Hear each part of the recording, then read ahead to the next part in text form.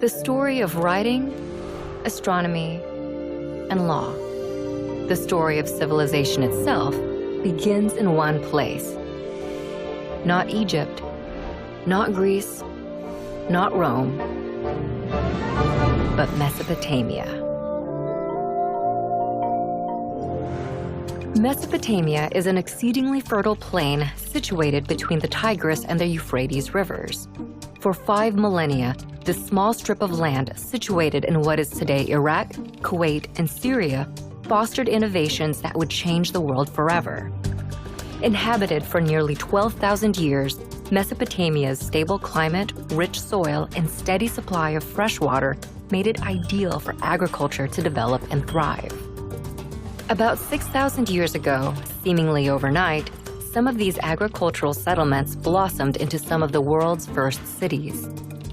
In the period between 4000 and 3100 BC, Mesopotamia was dotted with a constellation of competing city-states.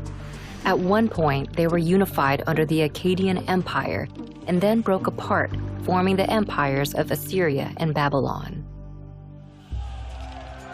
Despite near constant warfare, innovation and development thrived in ancient Mesopotamia.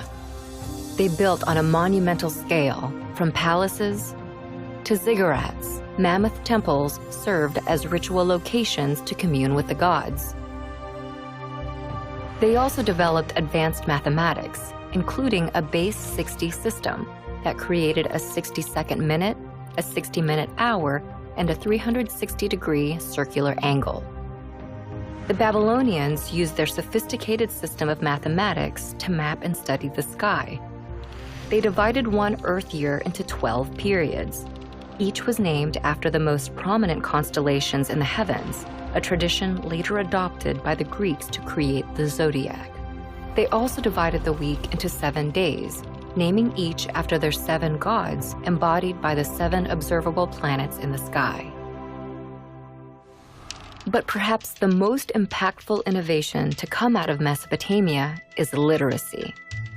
What began as simple pictures scrawled onto wet clay to keep track of goods and wealth developed into a sophisticated writing system by the year 3200 BC.